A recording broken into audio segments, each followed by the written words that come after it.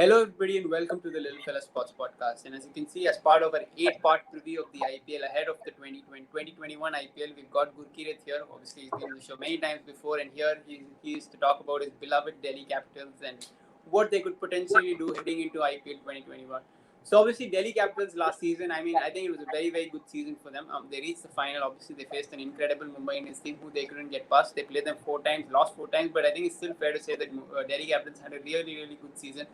In between, after from game 10 to 14, they had a little bit of a dip. At one point, they may have lost the second spot, but eventually they did finish in the top two and reach the final. So, overall, it was a pretty good season considering where Delhi was just a couple of years ago and kind of built on what they did in 2019, where they obviously missed the playoff. We reached the playoffs. So, Gurkeerat, looking back at IPL 2020, obviously it was a good season in terms of getting in the final, but you obviously couldn't get past the final hurdle. So, what do you make of IPL 2020 as a whole for Delhi, and what were the positives in general? See, I do feel that as a team, they could have done much better. They reached the finals, but if you see their win-loss ratio, the win-loss ratio was better in the previous season. In the previous season, they had won 10 games and lost 6. In this season, they had won 9 games and lost 8. So the win-loss ratio was obviously better. But I think the biggest positive for them in the last season was, without a doubt, Andrich Nokia. Without a doubt. He was sort of an unknown quantity. He was a part of KKR before, but hadn't played much. So he was, without a doubt, the biggest revelation for them. The other was Ravichandran Ashwin. Couldn't play all the games because got injured in the very first game, but he showcased why he was a good signing. Apart from that, obviously, Marcus Stoinis did well. I personally had a lot of apprehensions as to how he will go, because I always felt that his best position to bat is in the top order and not in the middle order. But he did a decent role while batting in the middle order. Uh, Took a few wickets, but I still don't think that he's a 4 overs bowler. I think that is a risk on most days. It's similar to what I feel about Hardik Pandya. You cannot bank upon on them giving you 4 overs day in and day out. That is asking a little too much. And obviously, the team did pretty well without much contributions from Rishabh and then Prithvi. Prithvi, after the first few games, went off the boil completely and couldn't score a lot. Shikhar Dhawan did well. Started slowly, like in 2019, but then came back strongly, and sort of at one point of time he was carrying the batting lineup. Let's not forget that. So yeah, it was a season. Despite them reaching the second spot and reaching the finals, I thought that it was a season of hit and miss. Yeah, Even Shreyas could have done well, because even though he got 500 runs, but his strike rate was slightly on the lower side, and only 350s. One was in Sharjah, the other was versus Rajasthan Royals, where he couldn't finish the innings. Then one in the final in the against MI, where I thought he could have done probably slightly more, but it's okay. It's a squad that you can build on, and I think there have been some excellent additions in this auction, namely the addition of Sam Billings. They have also gone with a few very good signings in the undercapped signings, rather uncapped signings. And I thought Ravi Ashwin had a thing to do with it, because just a day before auctions, he had discussed a few players. He had discussed Ripal Patel. He had discussed Meriwala, yeah, and that's they have also gone for Vishnu Vinod. So a good signings on that front. I think Umesh also for 1 crore is an excellent signing to be a backup for Ishant. Can do a similar role. You shouldn't expect much of him at the depth. That is just using him wrongly. But I feel that on pitches which have a little more bounce, which have a little bit of bounce and slight seam or swing, he can be a handful in the power play. Because Kagiso Rabada, even though he took 29 wickets in the last IPL, he only took 1 wicket in the power play. probably. So that is why I've always felt uh, slightly unrelated, that the orange cap and the purple cap do not necessarily is won by the best batsman and the best bowler. Batsman, I've yeah. always felt that. Yeah, I agree. I think Jofra Archer was the best bowler last time, and it's Even fair to say even that. even I didn't think that KL Rahul was the best batsman. Yeah, I was I about to thought say Jofra Archer was definitely the best bowler, and KL Rahul, we all can agree, I was think definitely not the best batsman either. the best batsman I thought was AB de Villiers, without a doubt. Maybe the second best was between Mayank Agarwal and Shikhar Dhawan, but KL Rahul was definitely not the best batsman. Yeah, but talking about the Delhi Capitals, you did mention about Shikhar Dhawan pretty much carrying, especially in the middle phase when you guys were about to qualify the playoff, qualify for the playoffs. He had a couple of brilliant innings, and he really carried the batting lineup, especially when Rishabh Pant and Prithvi Shaw really had off season. Especially Pant, you expected a lot from him, and at least with Shaw, you can see he's a very young guy, and probably once he got into the rut, it was very difficult for him to come back, especially confidence wise. And with Pant, you probably felt that he wasn't at his best, and after a long break, he's not played cricket, and that kind of showed in the way he played, and his confidence wasn't up there. Obviously, it's slightly different at the moment, but last season wasn't the greatest in that way. So, talking about one major factor heading into the 2020 IPL, it's obviously the news we've received over the last, say, 24 to 48 hours about the fact that first things first, we'd have to first thing say best wishes to Shreyas Iyer because it seems like a very, very serious injury, and from reports, reliable reports, it does seem like he'll be out for at least 4 to 5 months. So on that behalf, first things, hopefully he's fine and can recover very soon. Hopefully things go well in terms of surgery and all that. But most importantly for Delhi Capitals, it's going to be a huge miss, especially as a batsman and as a captain, because there's no obvious captaincy replacement. We'll obviously talk about that, but he's going to be a miss for the Delhi Capitals. The way he's led the team in the last couple of years, despite being an inexperienced player and an inexperienced captain as well. So, how big a miss do you think of Shreyas Iyer could potentially be? And in terms of a batsman as well as a captain, who do you think could come into his place and replace him at least for this season? Because he's not expected to be fit for the entire season. See, I think for starters, he's probably out for 6 weeks minimum. No, he's But out for four he months. could, No, he's out for 4 months, confirmed. yeah, that could be if he goes for surgery because this is the Yes. third time he sustained that injury since the 2020 IPL. Because even in the last IPL, he had fell on the same shoulder during a game versus I remember. Rajasthan, where Shikhar then Scored. captained. See, Punt it's wasn't there obviously, in that game though. Punt didn't play yeah, that game. Pan didn't play that game. Yeah, so it's obviously a huge loss. It's a big loss considering he's been a part of the squad for 4 seasons now. I think, or 5 seasons rather, 2015, 2016, 17, 18, 19, 20. So he obviously brings in a lot of familiarity in the squad. He's familiar with the management. Sort of can make players who are there in the team for the first time be slightly feel at home. But I still think that it's not a loss that Delhi can't recover from. Okay, they have enough depth, they have enough quality, and they have enough experience to sort of make up for the lack of leadership. There is, if you just see the squad, there is Shikhar Dhawan. He's an experienced India player. He's been around for 8 years now. There is Ravichandran Ashwin, who's been around for 10 years now. We all know of his exploits.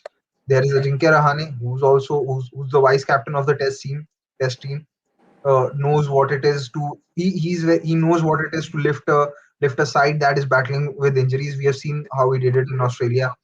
Then there is Ishan Sharma, who's who's one of the few Yes, players who yes. have played 100 test matches for the country.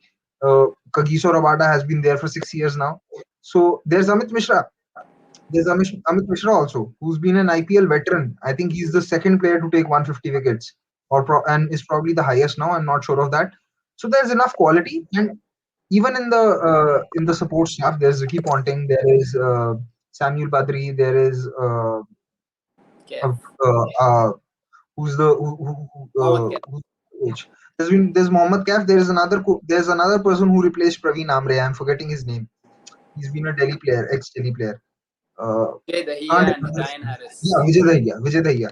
So there's enough in the team to sort of make up for the lack of for Shreyas's experience. There are much more experienced players than Shreyas in the team, so that shouldn't be an issue. There is Steve Smith. I forgot about him. Not my favorite in the format, so I forgot about him. So it's not something that Delhi can't recover from. And if we are going to talk of his captaincy, I've always believed that for teams like Delhi, uh, the captaincy is just Execution what Ponting wants. yeah, it's just how it's just I'm trying to look for the right analogy without sort of offending anyone. But you sort of got my point. It's just executing the plans that Ponting has made, because when the plan A's were not coming off in the last IPL, as we saw, say, against KKR in Abu Dhabi, uh, Shreyas was devoid of any plan B, because bowling Ashwin at Narayan didn't make any sense. Narayan has scored some 20, 60 odd runs of 20 balls of Ashwin, so he has a good matchup against him. And bowling Tushar Pandey also didn't make Deshpande didn't make sense. So, and that has been the case with Kings 11 Punjab as well. So I've always felt that these two teams, they have captains who just carry out the plans that have been made by the coaches. They are not captains in the real sense. I don't think it's a huge loss in terms of captaincy.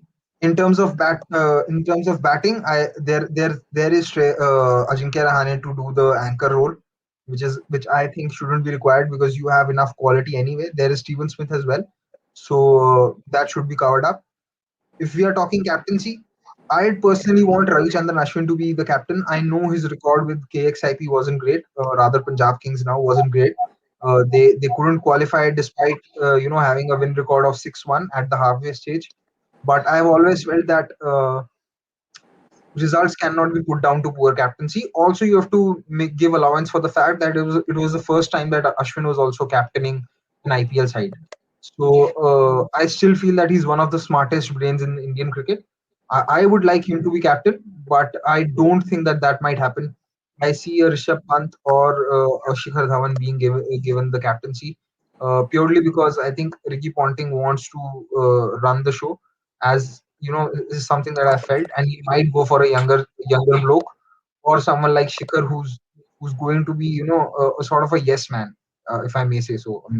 Maybe wrong here, but that is the kind of feeling that I get. But I'd be delighted if Ravichandran Ashwin is the captain. Make no mistake about it. Yeah, I agree. I The think other in terms, thing is, yeah, continue. I know there are talks of Steven Smith to be the captain.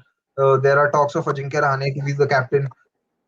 As far as Ajinkya Rahane is concerned, I don't think, even after Shreyas's injury, he makes it to the 11 on merit, or the best 11 on merit. And I'm never a fan of making a foreigner captain, because that sort of blocks your overseas spot if that foreigner player is not doing well. Uh, I know Sunrisers Hyderabad have been successful with it, but they have a David Warner who has had probably 5 or 6 seasons on the trot where he has scored more than 500 runs. He's sort of carried their batting. So that's a different thing. I don't see that happening with Delhi Capitals. So I'd personally want one of Dhawan, Pant, or Ashwin to be captain, uh, because of the reasons that I mentioned. Yeah, I completely agree with you. I think it will be one of the Indians as well. I don't think Steve Smith will be given the captaincy, especially because there are definite question marks over the fact whether he makes the best 11. And when it comes to Another Rahane, thing, that yeah, you also have to think long term. Do I was about to are come to that. Are Ajinkya Rahane and Steve Smith the kind of players that Delhi will look to retain in the next IPL? I don't think so. Yeah, I So agree. I was about to come to that. In terms of, even though it's a one season measurement in terms of Shreyas obviously being available for the next season, I still think Delhi will not go for a option who probably not going to make the 11 once Iyer is back, or even mid-season may lose his place. Someone like Rahane, someone like Steve Smith. That's why it's going to possibly be one out of Shikhar Dhawan or Rishabh Pant, because of the point you mentioned about Ricky Ponting wanting to run the show, which is completely understandable because he's probably deserved the right to do that. You can say that Ashwin's probably not in contention because of that, because of how strong a figure Ashwin is, and he probably will want to wield the wand in terms of making his own decisions. That's probably not going to happen with Ponting around. So that's probably why you're going to see either one out of Shikhar Dhawan or Rishabh Pant. Pant is obviously the official vice captain, and from a purely neutral point of view, I'd love to see how Pant does as a captain as well. So I'd like it to be Pant, but I will have to just wait and see in terms of who's really given the opportunity. Now talking about the 11, because you were mentioning about to the 11s there. just one thing, to quote that Chak De India dialogue with regards to Ricky Ponting. Her team में सिर्फ एक ही गुंडा होता है. So you can't have an Ashwin as a captain. That might turn out to be a Greg Chappell and a Saurav Ganguly situation. And also, you could even say that Ashwin may not be a long-term player for Delhi Capitals because of the age, because he may not be a guy they may retain. It is obviously a little bit to do with the auction dynamics and all that, but they may just look to stick with either Rishabh Pant or Shikhar Dhawan, depending on what kind of thinking that Ricky Ponting wants to go into. You obviously mentioned about the 11. We'll be looking at the squads right now. So looking at the Delhi Capitals squad, obviously, unfortunately, Iyer isn't available. So how do you see the top 6, top 7 lining up now in the absence of Iyer? See, if I am going to make an 11, my best 11 would be Shikhar Dhawan opening with Prithvi Shaw. Then 3, 4, 5, I would have 3, 4, 5. I would have Shimron Hetmeyer, Rishabh Pant, and Marcus Stoinis. I will keep Pant at 4, but I will rotate between a Hetmeyer at 3 and a Stoinis at 5. Purely because you never know at what point the first wicket is falling and who are the bowlers being operated. If say a Shikhar Dhawan gets out and a left arm spinner or a leg spinner is operating, then I'd send a Shimron Hetmeyer at number 3. But if say a Prithvi Shaw gets out and Pacers are operating, then I'd send a Marcus Stoinis, because Marcus Stoinis' game against pace is slightly better than Shimron Hetmeyer's, in my opinion, especially when the ball is swinging. Because I found him to be a little susceptible, so I'll keep it that way. But I'll have my 3, 4, and 5 between Hetmeyer, Pant, and Stoinis. This would be my top 5. My number 6 would be Lalit Yadav. My number 7 would be Akshar Patel. 8, 9, 10 would be Ravichandran Ashwin, Kagiso Rabada, and Rick Nokia. Number 11 would be a choice between Ishant Sharma, Umesh Yadav, or Amit Mishra, depending upon how things go. There's another possibility. There's a Vishnu Vinod. I'd like him to be roped in at some point of time if Delhi want to try out someone else, if they think that they need an anchor of sorts or need someone else at number 3, if they want to strengthen their batting, if they think that Lalit Yadav at number 6 and Akshar Patel at number 7 doesn't inspire a lot of confidence, then I'd like a Vishnu Vinod to be slotted in somewhere. But I wouldn't straight away slot in a Steve Smith or in a Ajinkya Rahane. I think if you're doing that, it's a defensive move. If you're doing that, you're not trusting your batting enough. I have no issues if that is tried out. Say you when you've lost a couple of games, then it sort of still makes sense. But initially, I won't start with that. I just think that say an Ajinkya Rahane or a Steve Smith, both of them are slow starters.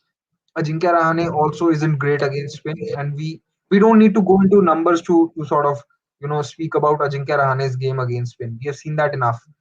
He's gotten out to Moeen Ali, I think 9 times in Test matches, and he's gotten out to Nathan Lyon also 9 times in Test matches. If we see his strike rate also versus spin, it isn't the greatest. So I wouldn't want Ajinkya Rahane to bat at 3.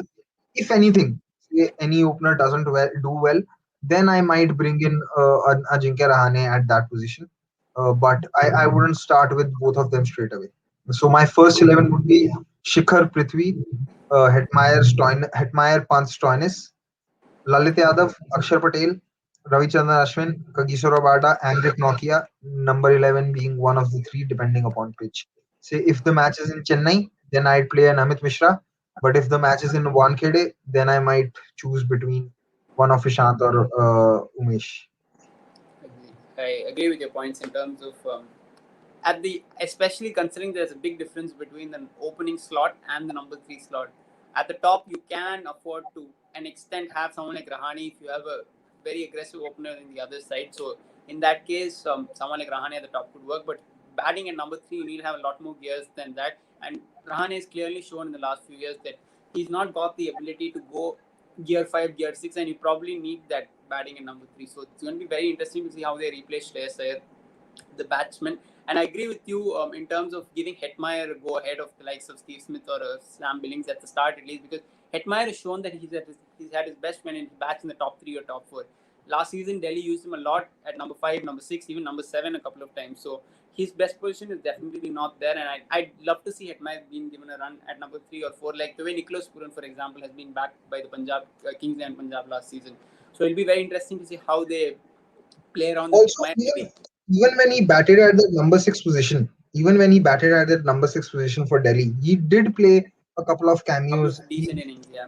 Yeah. So yeah, I for him to play at his very best, I personally believe that he should bat at the top, and it'll be nice to see someone like him backed and given a run, and not someone like Steve Smith, who we know what he can do, right? And a player like that is probably not going to win Delhi Capitals the tournament. Whereas someone like Hetman, if he has a real breakout this season, he could be the guy who could take Delhi to the final step and beyond as well. So it'll be very interesting to see. There are certain slots which are obviously going to be fixed and certain, and some players are very, very important in terms of Delhi going forward. We'll obviously be discussing about that. So Delhi obviously reached the finals last season. We discussed about the fact that they had a very good season and something they built upon from the year before. But for Delhi, in the absence of Iyer as well, who has to be a couple of X factor players in terms of trying to push Delhi to the final step and beyond? And who do you think could take the mantle in the absence of Iyer? See, there is one guy who has a lot to prove. He had a great Vijay Hazare, scored 800 odd runs, which was the highest. But he's not had. This would be his fourth IPL. He played for Delhi first in the 2018 IPL, but if you see, he hasn't set the scene on fire. He's had one or two good innings, but hasn't really set the scene on fire. So I think Prithvi Shaw would like to make this IPL his own, but I wouldn't get carried away because what I've always felt with the likes of Prithvi Shaw, Devdutt Padikkal, Shubman Gill, even though I feel that Shubman Gill is slightly of a higher pedigree than both of them, these batsmen, despite the flaws in their game, they are never going to be found out at the domestic level. They will go and play any domestic tournament, be it a Ranji Trophy, be it a Vijay Hazare, they or a Syed Mushtaq Ali, they are going to dominate it without a doubt because they have enough skills and enough talent to be successful there despite the weaknesses. So Prithvi Shaw will have a point to prove in this IPL. Similarly, similarly, Shikhar Dhawan. Shikhar Dhawan is the kind of player who, when he has his back against the wall, he knows how to turn up and he knows how to perform. And with the World T20 in contention, and him being being the third or the fourth person in the pecking order, he'd have a point to prove. And he's done considerable improvement. If you see the last two IPLs, he's Yes. done brilliantly, and he'd want to do the same again. Similarly, Umesh Yadav, if he plays, he really didn't play after the first 2 3 games for Bangalore in the last IPL. He'd like to sort of show that he can still move the ball around and have value in the power play.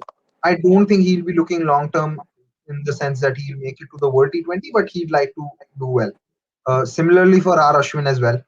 R Ashwin was brilliant in the last IPL, and with this, I'm not saying that Chahal has become I an agree. over, I was about to come to what you're going to yeah, say now. I'm not saying that he's become a bad bowler overnight. I still think it's just a poor run of form because he's too good and he's too smart to have those 10 15 games where he's gone for runs.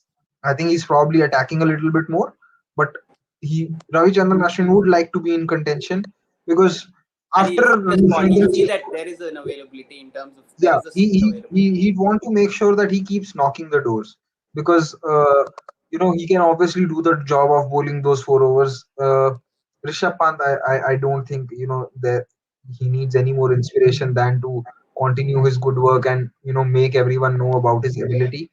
Uh, so yeah, enough motivation for the players who've not done well to do well. In fact, for the very same reason, because we saw this 5 T20I series.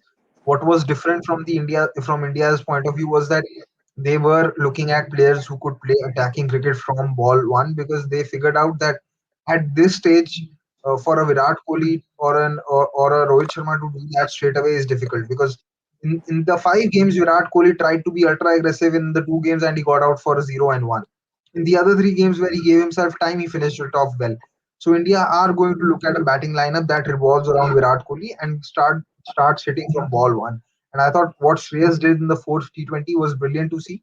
And I think had he played this IPL, he would have actually worked, on improving his range and improving his strike rate. He would have definitely worked on his issues against the short ball.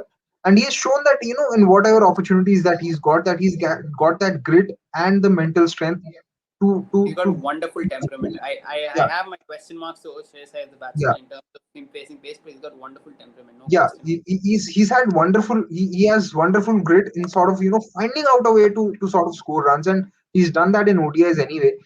I think when he got pushed to that number, even though England sort of fed him in the slot, but you still have to put the bad balls away. We have seen batsmen get dismissed on full tosses as well. And when you know that a short ball is always coming around the corner, you sort of miss some very full deliveries because you're just thinking of the short ball in the back of your mind. So credit to him without a doubt. So, like I said, enough motivation for players who are on the fringe of the India side to do well. Uh, with bowlers like Kagiso Rabada and Rich Nokia, you don't need to sort of say more. Akshar Patel is also one who was in the squad but got dropped, so he'll have something to show for as well. So enough players who can do the job and sort of showcase. But if we are just looking for from an X factor point of view, I think you'd have to sort of look at one is Prithvi Shaw, and the other is I'd say a Shimran Hetmeyer. I don't count Rishabh Pant as an X factor player anymore. He's a proven impact player. Everyone knows what he can do. So whenever we talk of X factor players, I don't talk of players who have already shown what they can do. Uh, Similarly, that is why I didn't bring a Kagiso Rabada or a Ravichandran Ashwin or Andrew Nokia in the list because they've already shown what they're capable of. They don't have anything to prove as such. But a Prithvi Shaw and a Shimran Hetmeyer, because this is Shimran Hetmeyer's third season. He'd like to showcase that what he's made of, and he'd also like to make a case for batting higher up in that West Indies batting lineup because they also have a plethora of options. Yeah, I think as you mentioned, there are a lot of players with a lot to prove in terms of what they can do and what they can show, and which makes it crazy that Delhi, despite you can see so many players who didn't play to the best, and Delhi still made the final. So in terms of what you said of Delhi probably not going to miss Iyer as much as many think. I think I can agree with you, and because there's so many players around who could perform to their actual potential, and Delhi could more than easily reach the final and potentially even win the IPL, even in the absence of Iyer. So there's a lot to look forward to as a Delhi Capitals fan. So See, they, this is one more thing. This is also an example why you need why you should actually have more Indian batsmen rather than investing in batsmen overseas because you do have enough quality options, especially for the top three in the Indian domestic talent and Indian players itself. And DC have somehow planned it that way that their top four are India players, so that helps. Someone like Sunrisers Hyderabad would say if Manish Pandey would have gotten injured, even though he's not had great returns, they would have been hit by his injury massively because they don't have any experience and they've also I felt that they've not been able to crack down the positions at which they need a Vijay Shankar and a Manish Pandey to bat. I think Manish Pandey shouldn't be batting below 3 and Vijay Shankar shouldn't be batting below 5. yeah, I think it's fair to say that Delhi have a lot of options, as you mentioned. I don't know whether they planned it as such because they obviously had Gambhir in 2018, and in the mega option they did retain Shreyas, Rishabh, and Kagiso. I mean, who was the third retention? Morris was retained. Chris Morris. Sorry, yeah, they got Morris was retained in 2017, but then he was yeah yeah, the Rabada was used, got back using the RTM. Yeah. So I yeah think Delhi, in some way, they obviously got a little lucky, but you have to give credit for them to sticking on to these young Indian players. Someone like Hetmeyer as well, he didn't have the greatest season. RCB let go of him even after 1 year, but Delhi decided to stick to him, and I guess it's fair enough because he's shown that he's got the talent. It's about using him in the right position and for him himself to go out there and perform to the best of his ability. So it's definitely fair to say that Delhi have a lot of players who can perform to the best potential and could push beyond what they did, especially in the last couple of years. So looking at the fact that they did reach the final last year, in the absence of Iyer, but so many talented players still around, can DC reach the final hurdle again, and can they go one step further this time? they can. But before that, I just want to add something to what you said previously. Of buying young Indian batsmen. Even when they were not doing well, if you have a look at their history, they bought an Unmukh Chand after his 2012 heroics in the under 19 World Cup. They at one point of time had a Karun Nair and a Sanju Samson as well. They also had Manjot Kalra, who unfortunately didn't get a game. So Delhi has always had this habit of buying young Indian batsmen. I think and that I think the force or the driving motive behind that is that they didn't go Lost for a Virat Virat Kohli. Kohli in 2008. But I thought that it was fair in 2008 because they already had a very good Indian batting core, and left arm pacers are a prime. At that point of time, a Pradeep Sangwan was rated very highly. He had the pace, he had that left arm angle, which genuinely Indian batsmen struggle against, even if it's not special. We have seen even the Indian team, persist with a Khalil Ahmed for quite long because of his left arm angle. So I think at that point of time it was fair, but it keeps playing on their mind, so they keep going for young batsmen, which I think they've now gone for when they've gone for a Vishnu Vinod as well, because they figured out that in the last IPL when Pant got injured, it sort of spoiled their balance because they didn't have an Indian wicketkeeper. So yeah, But coming to the last question in terms of Delhi, what can they do this season? What are your predictions, hopes, expectations? see, they definitely can, but there are few holes. There were a few holes that were left after the injuries in the last season. See, you have to look at which teams, like they lost to Chennai Super Kings, and I think they sort of won. They sort of defeated every team once, lost one odd game. Like there wasn't any team Mumbai. that wins all their games except for Mumbai. Even SRH they managed to win in the qualifier too. So you have to figure out what is that you need to do to beat Mumbai, right? One is to, and I felt that Delhi missed a trick. They sort of should have played a Sandeep Lamichane when they had him in the first qualifier. May not have won the game, but you have to look at the matchups. Rohit Sharma struggles against quick leg spin, or any sort of leg spin. Kyron Pollard has also sort of shown that weakness against quick leg spin. Then you can also tie down the likes of, say, Quinton de Kock with quick leg spin. Uh, or Surya Kumar Yadav, I wouldn't say, because he's shown that he's capable enough to take down Yuzvendra Chahal and even Adil Rashid. But you have to see that whenever he steps out against them, it is when they are flighting the ball. With the Sandeep Lamichane, his natural trajectory is very similar to Rashid Khan. He bowls it faster.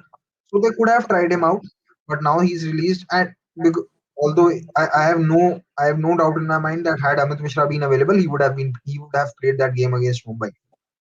He got injured much before Delhi played any game against Mumbai. So they would have to play Amit Mishra whenever they play Mumbai. Play the matchups right. They were missing a genuine leg spinner because Praveen Dubey was too young. I think he's still in the squad, or has he been released? He's there. Praveen Dubey is there. Yeah, he's still there. So to you have to figure out who are your you know opponent, prospective opponents, or finalists, or the top four teams that can stop you, because when you beat them, you not only take your 2 points, you also take 2 points off them, so you're effectively creating a 4 point difference. That is something that Chennai's success was based on, because no team could sort of beat them at Chepauk, unless for except for, say, Mumbai. Last season, when they couldn't play at Chepauk, teams find it slightly easier to sort of beat them.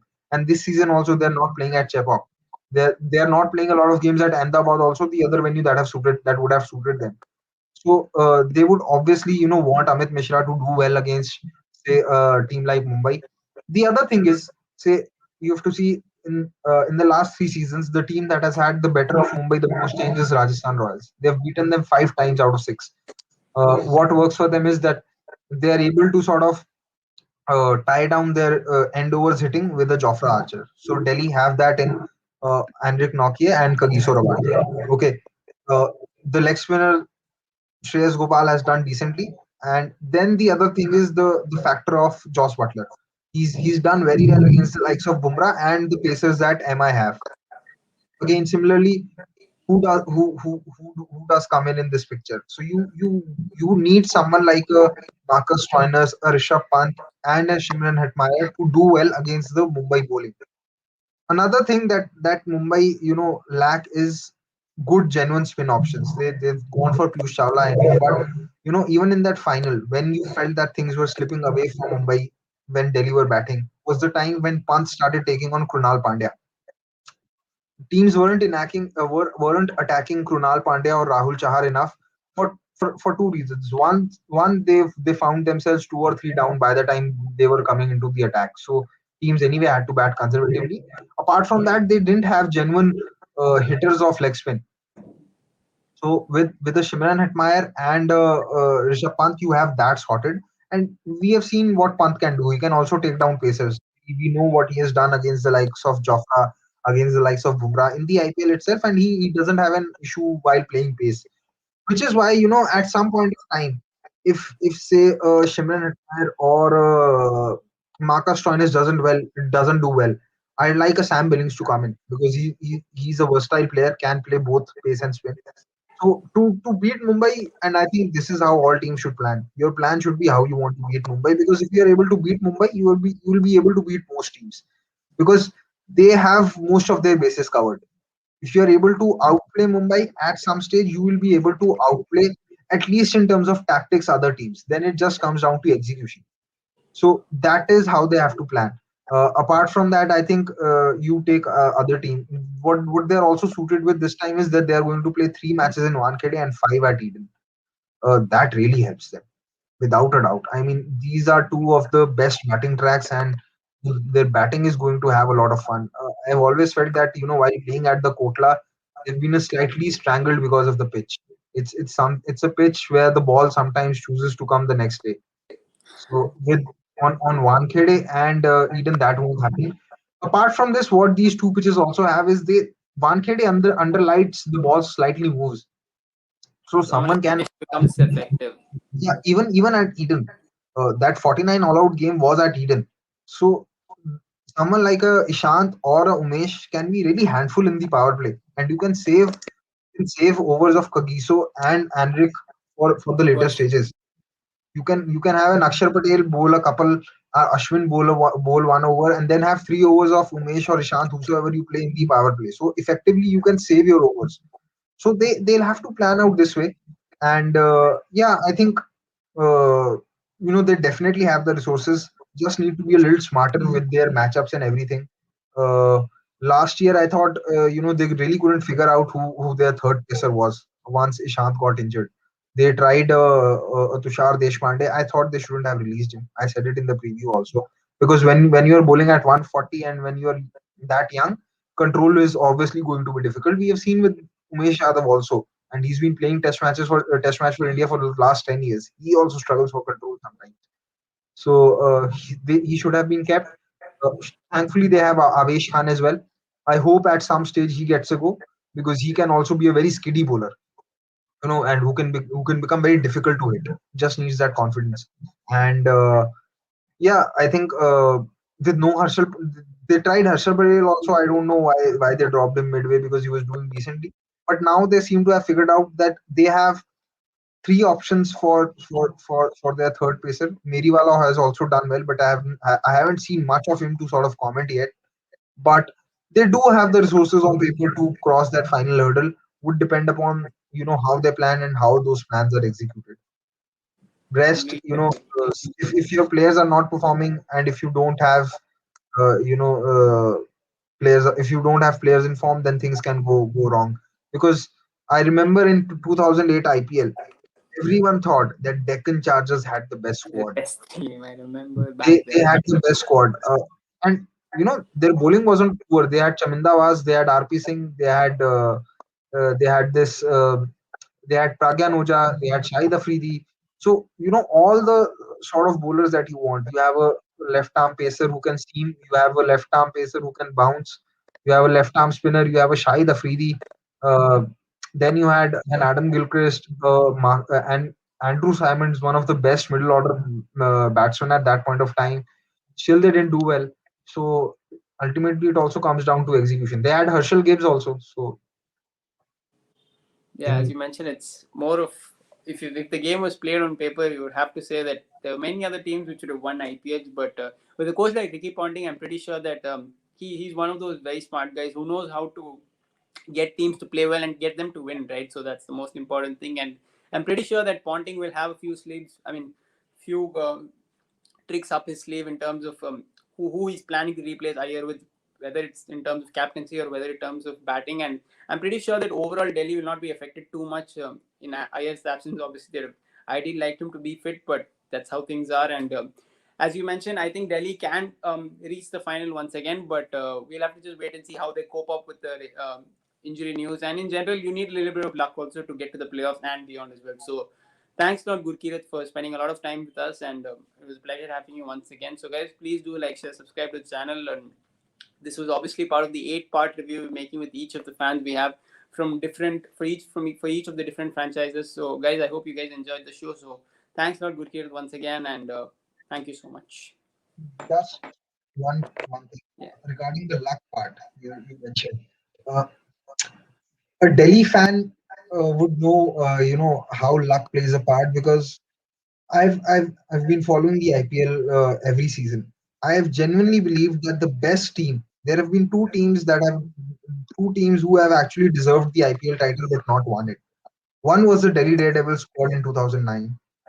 The other was RCB squad in 2015. 2009, we all know what happened with Delhi. It was just that odd game. Semi-final. 2015 IPL, RCB were unlucky to finish third. Should have finished second because two of their games got rained out. And then when they finished third, although they won the eliminator, they had to play Chennai in Ranchi, which was a track that was not suited to them. Had they finished second, they would have been playing in Delhi, and that track in Delhi actually Mumbai did pretty well. Was a batting beauty, and I have no doubts that they could have done really well. So these have been two teams that have been just unlucky to not win the title. So yeah, luck obviously plays a part. It plays a part in most things in life. Sport is no exception, and it plays a part everywhere. Like I said, in every sport. So yeah, that is there. Just wanted to share this that is how sometimes luck can play a part and teams can miss out. Especially in sport where there's such fine margins, I think there are some things which are definitely out of your control. I mean, for example, even Ayer's injury yesterday, I mean, it was just a standard dive. He went for getting the ball and he obviously aggravated the shoulder injury he had. So, obviously, as you mentioned, it is fair to say that Delhi have done a lot of improvements since 2018. And you could say that for all the hard work they've done, they need a little bit of luck and they deserve a little bit of luck. So, we will see how things go. So, once again, guys, I hope you enjoyed the show and thanks for Gurkirat for taking out time. And guys, please do like, share, subscribe to this channel and thank you so much, Gurkirat. Thank you.